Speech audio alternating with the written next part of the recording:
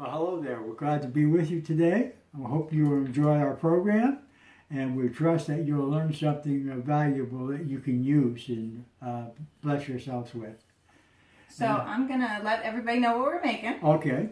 We're making gravy. All right. And this is my papa. I'm Naomi. Welcome to my kitchen. Today we're making gravy. Delicious, smooth, the best gravy you'll ever eat, right? Okay, we can go with that. We can go with that. Very good. All right, you ready to get started? Let's do this. All right. So I'm going to tell everybody who's watching about you for just a second. Okay. This is my papa. I love him. And he is a retired culinary instructor from the Culinary Institute of America in Hyde Park. Yes. So I got a little bit blessed because my dad was a chef and my granddad was a chef. So we come by cooking honestly, don't we? Yes, that's it. Absolutely. I knew Thanksgiving was coming, so I asked my papa if he would teach us how to make gravy. Right, that's what we're going to do today. Yeah, our family is actually pretty famous. Our gravy is considered some of the best gravy ever. So we're going to actually have two videos today. It's going to be a two-step part.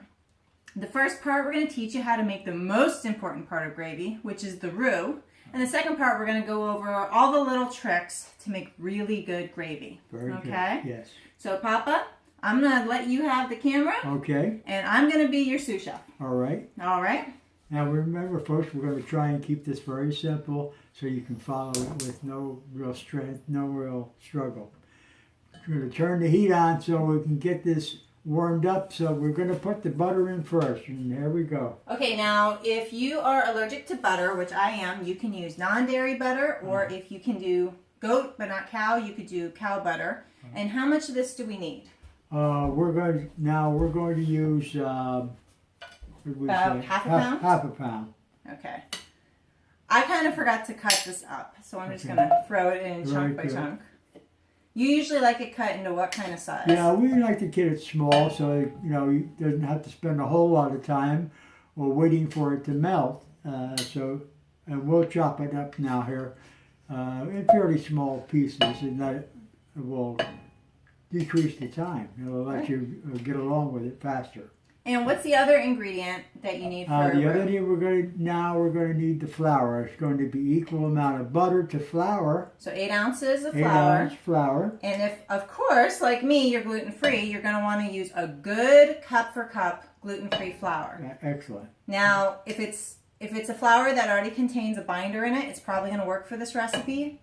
It really wouldn't work as well if you did just a rice flour or something like that. You want a cup for cup flour for this particular recipe. Very good. So I've got some of that here, pre-measured, 8 ounces, right? Right, half a pound. that's correct. Now, do I put it in now or do I wait No, till we're going to wait till the butter melts now. So we'll take a wooden spoon, and I like to use the wood because it doesn't scrape the pan. Okay. And we're using a heavy pan. Is there a reason for that? Yeah, it works better now for the flour to mix. Takes the time. The thin pan, if you have a very thin pan, you're going to have to be very quick and move your hands very quickly so it doesn't burn on you or get out of hand. Okay, and we're going to let it melt on what, medium heat? I think medium's good today. Okay. Yes, that's great. It's a little bit cold in our house today, so we turn it up a little bit. Yeah. Here we go.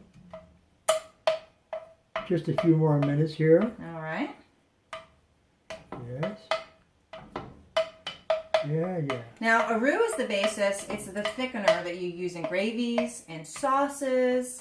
I eat it. I'm not going to lie. When I was little, I used to sneak in the fridge and eat it. Now they sell something very similar, and they call it cookie butter. Okay? But it's basically melted fat and flour.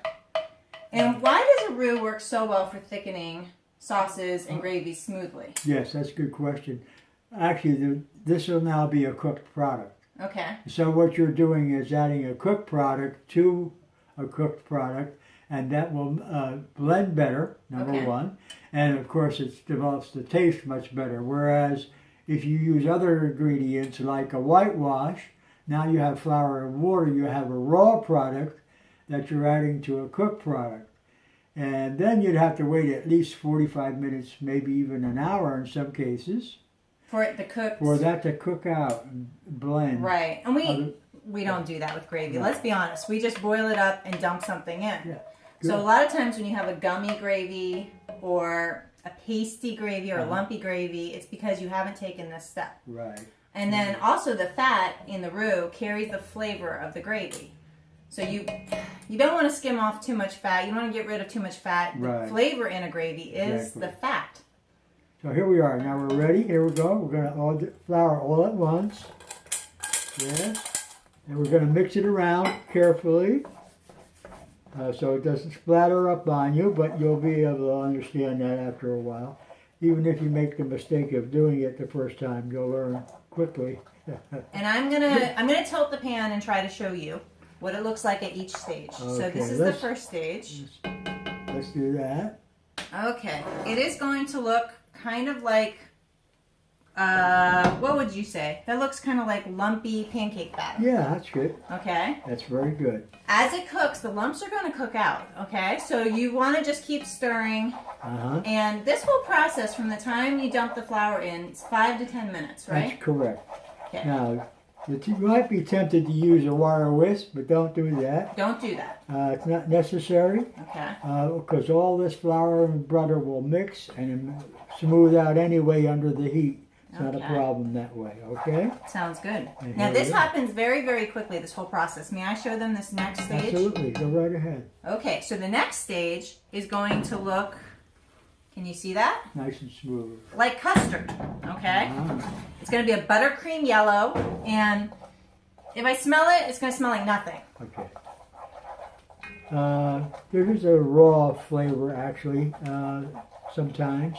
But you want to keep this. You're eventually going to develop this into a hazelnut smelling flavor.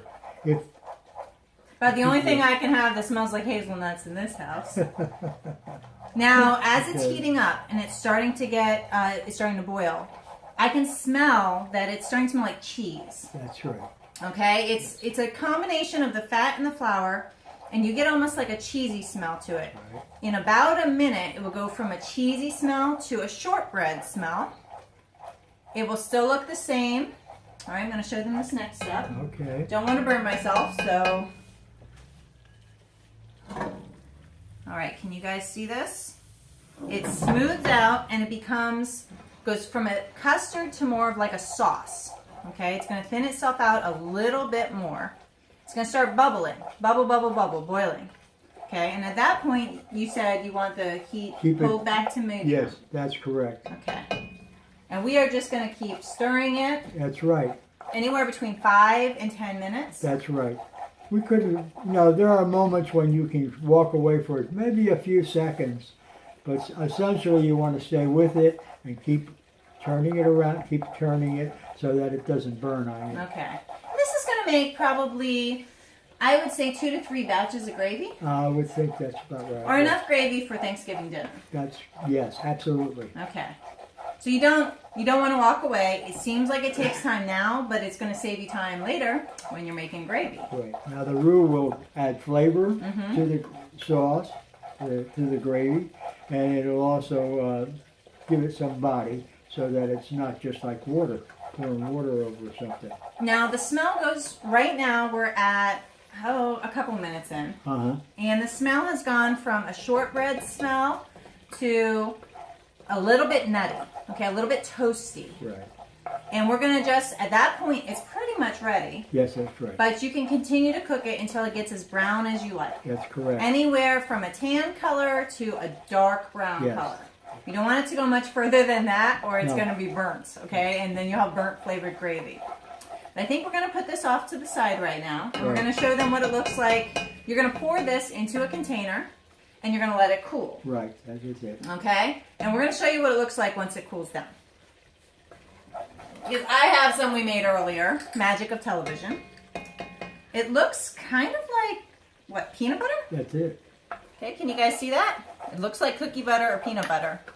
All right, and I wish you could smell this. It smells like heaven in a jar. All right, and we are going to use this for our next video to make gravy. Right. All right, so stay tuned. We'll be right back, and we'll show you how to do the perfect gravy. And we'll give you all of our tips and tricks for making it absolutely perfect. Sorry guys, you know how it is.